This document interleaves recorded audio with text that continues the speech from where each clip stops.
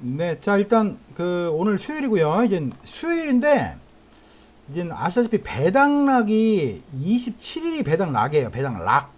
예, 그러니까 26일까지 보유한 주식들이 내년에 배당을 받을 수가 있습니다. 그리고 크리스마스가 25일이죠. 25일 날 쉬고 사실상 영업일수록 사실상 26, 7일은 쪼까 뭐 별거 아닐 것 같고 며칠 안 남았어요. 올해가 벌써 하루 이틀 뭐 한 3일 24일도 크리스마스 이브라 뭐 조금 빨리 끝날 수도 있고 별 영향 없을 것 같고 이 정도밖에 안 남았습니다. 그리고 이제 요 날은 또 아예 폐장이죠. 폐장. 올해 증권시장은 현재 거의 뭐 이제 뭐 영업일수로 한 5, 6일 남은 상태라 특별하게 큰 변동성을 더 갖지는 않을 것 같아요. 일단은 제가 오늘 어제 그저께죠. 키움증권에서 그 이번에 그 미중 무역 협상에 대한 리포트가 나왔어요. 잘된 리포트이기 때문에 한번 빠르게 같이 한번 퀵 리뷰를 해볼게요. 네, 어쨌든 이 핵심 제목은 단기 심리 개선이다. 하지만 낙관은 일이다라는 게 핵심 포인트입니다. 키움증권의 리포트에 따르면 여기 뭐 여러 사람이 같이 쓴 것 같아요. 그랬고 그 일단은 이번 합의가 그 현재는 이제 뭐 어떤 제가 타픽만 읽어드리면 심리 개선에 미치지 못할 실물 경제 흐름이다. 즉 심리적으로는 미중 무역 합의가 뭔가 개선될 가능성은 있지만 실물 경제 흐름으로 볼 때는 특히나 우리나라 같은 경우는 현재 내년도 성장률이 2%가 넘기기 좀 어렵다라는 그런 전망들이 많이 나오기 때문에 실물 경제의 약세가 현재 여전히 예상되고 제가 보는 거하고 비슷하게 1분기를 고점으로 하락할 전망이다. 얘를 또 거의 비슷하게 해놨어요. 상단을 2250 정도 잡아놓고 제가 이따가 기술적인 부분 설명을 해드릴게요. 채권 시장은 여러분이 잘 안 하니까 뭐 빼고 또 제가 외환 시장도 원화 강세는 어렵다라는 기조를 저는 보고 있습니다. 제가 지난 일주일 정도 전에 분석을 해드렸었는데 원화 강세는 좀 어렵다. 즉 원화는 계속 약세일 가능성이 크다. 단기적으로는 하단을 1150원 정도로 보고 상단은 1250원 수준을 현재 저는 보고 있습니다. 일단은 그 정도가 일단 비슷한 저하고의 컨센서스 같고요. 그래서 일단은 미중 무역 딜의 핵심은 원래 처음에 부과했던 2,500억 달러는 그대로 유지하고 있어요. 요게 핵심이고 그런데 그동안 이제 막판에 딜을 했던 부분이 3,700억 달러에 대해서 좀 깎자 50%로 내리자 했는데 결국 그게 타결이 안 됐고 추가적으로 원래 12월 15일 날 추가적으로 관세를 부과하기로 했던 부분만 안 하기로 했고 그 다음에 가장 막판에 부과한 1200억 달러에 대해서만 7.5로 인하하는데 그쳤다는 게 현재 이번 딜의 핵심입니다. 일단 그거고요. 그 다음에 쭉 보시면 이제 합의 내용에 대해서 일단은 1월 중에 2020년 1월 중에 아마 장관급이 아마 서명할 거다라는 현재 의견이 큽니다. 의견이 커요. 트럼프와 시진핑이 직접 만나서 역사적인 무슨 뭐 그런 거 하지는 않을 가능성이 크다. 그 다음에 원래는 2020년 11월로 예정된 미국 대통령 선거 이후에 2차 협상을 원래 할 계획인 것처럼 비쳤지만 그냥 협상은 바로 진행한다.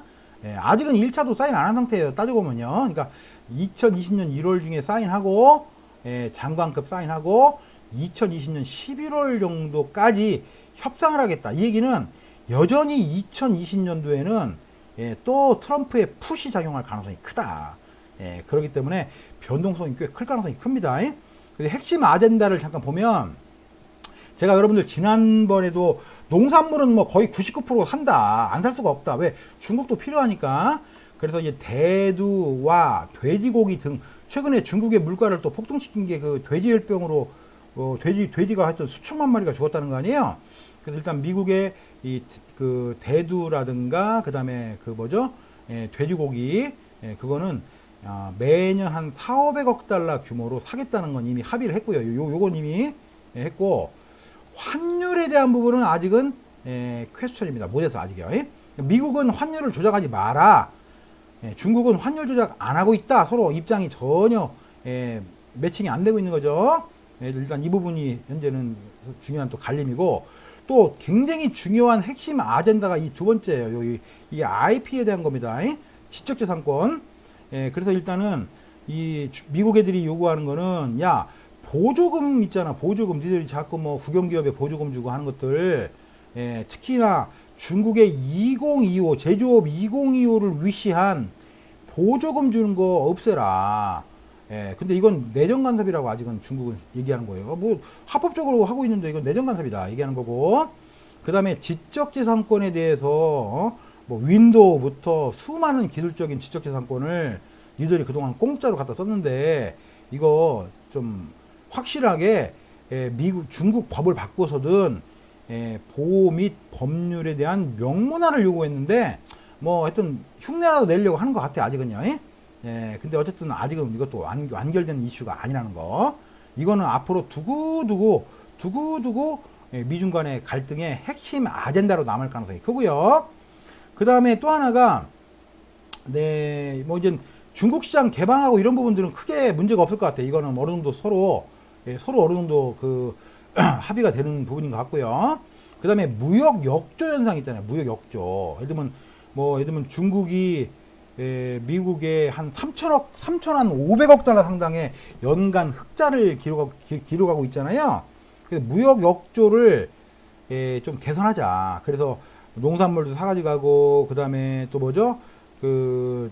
미국의 천연가스도 사가지고 가고, 이런 부분들을 계속 제안을 하고 있단 말이에요. 그래서 아직까지도 그런 부분들은 협의의 대상으로 현재 남아있는 것 같아요. 즉, 결론적으로는 관세에 대한 부분들 있잖아요. 아까 1200억 달러 마지막 부과한 거를 7.5로 깎아준 거와 초창기에 부과한 3750억 달러에 대해서는 그대로 50%, 잠시만요. 2500억 달러에 대해서는 그대로 25% 부과하는 것만 유지되고 깎았고, 나머지는 하나도 해결된 게 없는 거예요, 현재는요. 그래서 여전히 이게 미중 간의 무역 협상이 당장은 봉합된 것처럼 보이지만 여전히 뜨거운 감자다. 이런 부분들이.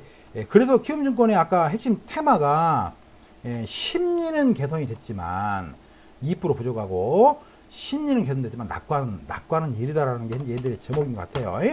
제가 볼 때는 분석을 되게 잘한 것 같아요, 이 분석이요. 그래서 현재 뭐 쭉쭉쭉 해가지고 이제 최근에 이제 이른바 PMI 지수 있죠. 이게 이른바 제조업 지수예요. 제조업 지수가 미중 무역 갈등이 본격화된 게 언제냐면 2018년도 3월 달에 최초 제기했고, 2018년도 6월인가 7월에 9월인가 하여튼 6, 7 하여튼 요 사이에 6월 9월 사이에 애들이 관세를 부과했죠. 그러니까 요때만 해도 PMI가 유로존 PMI도 졸라게 높았어요. 근데 어쨌든 미중 무역 갈등으로 인해서 글로벌 제조업 PMI도 보통 경기의 확장 국면이냐 경기의 쇠퇴 국면이냐의 중대한 그 어떤 해퍼 포인트가 50이잖아요. 유로존은 완전히 꺾였고, 글로벌도 조금 내려왔다가 하여튼 50 아래에서 지금 막 까딱까딱 하고 있는 상태죠. 상당히 지금 현재 경기가 전반적으로 그래도 뭐 하여튼 최악은 좀 벗어난 것 같지만 아직까지 조금 올라가려면 여러 가지 또 확인되는 절차가 필요할 것 같고요. 결국 이제 불확실성이 여전하다는 부분들. 그래서 결론적으로 하여튼 뭐 이 제조업 2025가 미국에서는 절대로 이게 놓지 않을 아젠다입니다. 제조업 2025 안에는 뭐 반도체, AI 여러 가지의 그런 핵심 기술, 선진 기술들이 다 망라에 돼 있죠.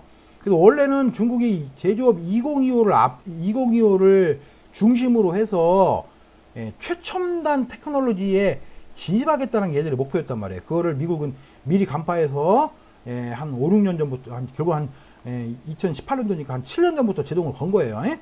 그래서 여전히 이제 불확실성 요소가 남아있다는 부분들. 핵심적으로 이제 이거를 정리한 게 이건데, 그래서 이제 미국산 대두 콩, 제가 여러분들 대두 선물 사라고 말씀드렸잖아요. 대두 ETN. 그게 이제 제가 지난번에 설명드렸지만 현재 930달러 정도 되는데, 제가 사라고 했던 때가 899였습니다. 오늘자가 아마 현재 930 정도 되고, 궁극적으로는 1030에서 1070달러까지는 상승한다. 대두가 아무래도 분명히 그 주문 발주가 들어올 가능성이 높기 때문에 국제 대두값은 올라간다. 그러니까 대두 ETN은 계속 또 갖고 있어야 되고요.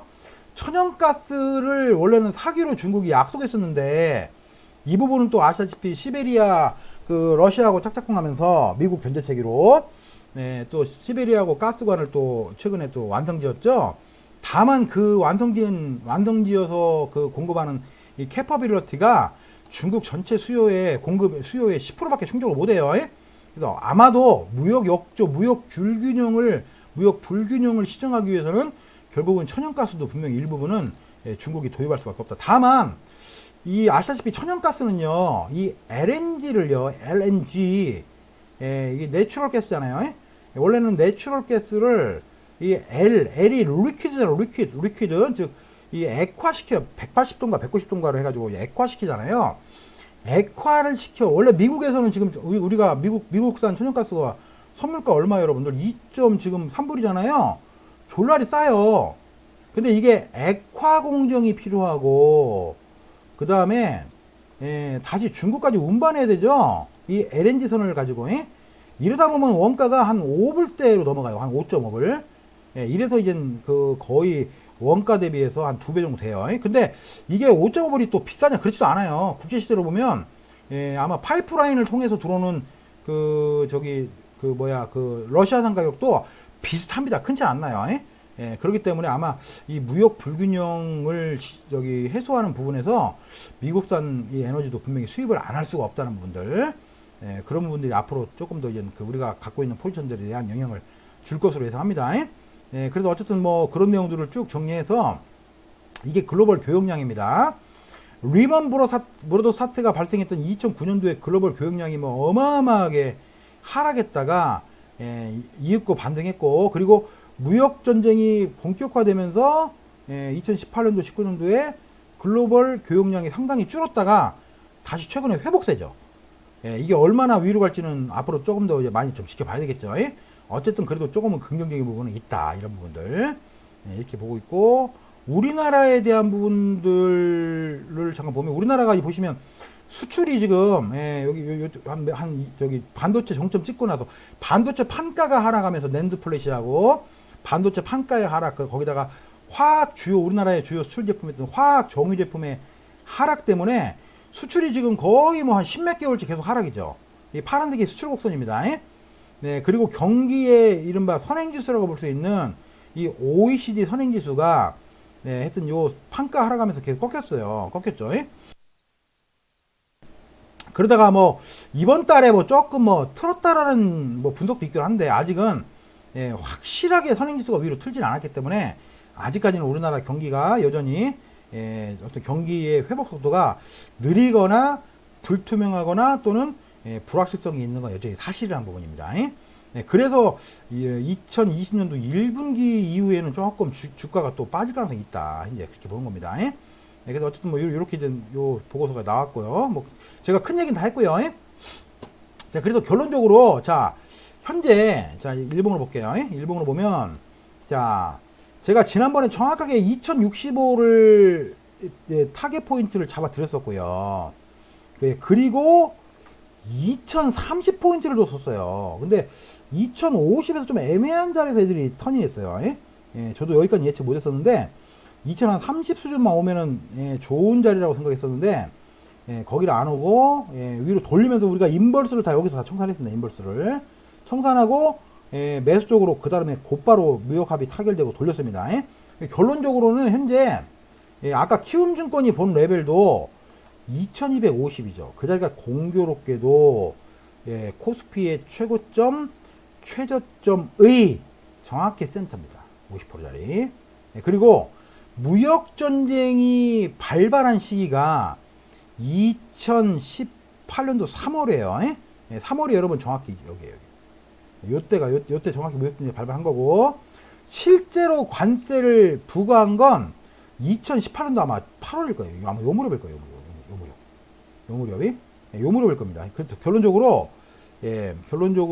제 생각에는 2350 요 자리를 넘기기는 좀 어렵지 않냐. 현재 이렇게 보고, 현재 러프하게 보면은 일단은 2250이 단기적으로는 정점일 가능성이 크다. 단기적으로는. 그러면 2250까지 갈 수나 있냐? 그거를 제가 조금 더 세밀하게 좀 다시 한번 봐드리면, 우리는 늘 이제 N자형으로 본단 말이에요. 그러면 처음에는 좀 짧게 엑스텐션 기법으로, 예를 들면 이거의 확장 엑스텐션은 how much 넷이냐를 보시면, 요거에 처음에 요거 확장 요거 제가 색깔 좀 바꿔야겠네. 바꿔가지고 보면 이렇게 보시면 잘못 바꿨네요.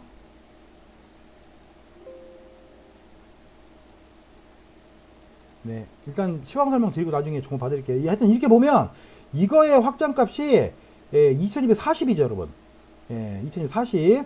네, 그 다음에 확장의 꽉 찬 값이 2280인데, 어쨌든 일단은 현재 우리는 지수 목표를 2240에 두는 게 일단은 맞다고 봅니다. 2240. 현재는 맞다고 보고, 다만 진짜 거기까지 갈 수 있을까? 이거를 조금 더 세부적으로 보면 얘가 혹시나 이렇게 올리고 조정 주고 올리고 조정 주고 N자로 끝날 수도 있어. 그럼 우리가 N 값으로 늘 계산을 또 해보면 여기서 그래서 1, 2, 3 포인트 N 값을 계산해보면, 그러면 또 여기죠. 2210 정도. 그래서 제가 아까 최초에 날짜를 말씀드렸잖아요. 날짜가 얼마 없다는 점에서 우리가 현재 지금 배당락까지 또 올해 남은 영업일자가 얼마 없다는 부분에서 2210 수준에서 일단은 지수가 멈추고 배당락 전까지 소폭 하락하고 하고 연초에 한 차례 재반등이 나와서 2250 수준, 2260 수준까지 반등 후에 연초에, 그러면 아마도 블라 패턴상 A, 패턴에 B, C가 뭐 이런 식으로 마무리되는, 이렇게 마무리되고 내년에 하여튼 어느 시점에서 다시 이중 바닥을 찍으러 가는 흐름으로 변질될 가능성도 있다. 이건 여러 가지로 이제 변동성을 그때 봐야 되겠죠. 이건 나중 얘기니까 일단 당장은 그래서 현재 제가 주목하는 거는 2210 수준에서 이제 오늘은 2194로 끝났으니까 내일이든 모레든 하여튼 배당락 전까지 2210 수준 어딘가에서 저항을 받고 어디까지 밀리나를 보면, 그러면 마지막 한파동을 올라갈 수 있는 목표값이 나올 것 같아요. 그래서 일단 그거는 나중에 조금 더 세부적으로 어떤 타겟이 나오면 설명을 드리기로 하고, 현재로서는 어쨌든 우리는 일단은 2240 수준만 일단 본다. 일단 2240 수준까지만 단기적으로는 보고, 다만 날짜가 얼마 안 남은 올해 연말까지는 2210 수준에서 혹시나 쳐맞으면 다시 또 배당락을 대비해야 될, 배당락이라 하면 이렇게 추세 만들 수도 있겠죠. 이렇게 만들고 연초에 한번 가는 거예요. 연초 이렇게. 이 가능성도 여러분 충분히 있죠. 그래서 지금은 지금 아시다시피 대형주 중에서 낙폭 과대주, 대형주 중에서 낙폭 과대, 낙과, 그 다음에 고배당주, 여기로 지금 수급이 쏠려 있어요. 그러니까 현재로서는 제가 진지하게 추천드렸던 KB금융이라든가 오렌지 라이프라든가 이런 고배당주 중심으로만 추세가 조금 더 이어질 것 같다는 말씀을 드립니다. 한 가지만 참고로 말씀드리면, 그러면 현재 전기전자 섹터가 현재 전기전자라 하면 뭡니까? 삼성전자, 하이닉스, 반도체 블라블라, 그 섹터는 이미 거의 더블탑까지 다 왔어요. 그리고 현재 거의 가장 마지막 추세에 거의 764자리까지 온 상태예요. 그래서 아마 제 생각에는 아까 말씀드린 대로 지수가 2210 수준에서 못 넘어가면 소폭 조정 후에 연초에 전기전자 섹터는 전고점을 넘을 가능성이 크다. 그러면 삼성전자와 하이닉스 중에서는 하이닉스는 전고점 넘을 가능성이 큽니다. 다만 추격하다는 건 아니에요. 항상 우리는 눌림목을 기다려야 되니까. 그렇게 보고 있고, 근데 어쨌든 배당주 중심으로 가기 때문에 코스닥 지수는 지금 코스피는 지난번에 이렇게 반등한 이후에 이렇게 내려오다가 코스피는 넘었잖아요. 넘었는데 지금 코스닥은 못 가고 있죠. 이건 또 여러 가지로 뭐가 문제가 있어요.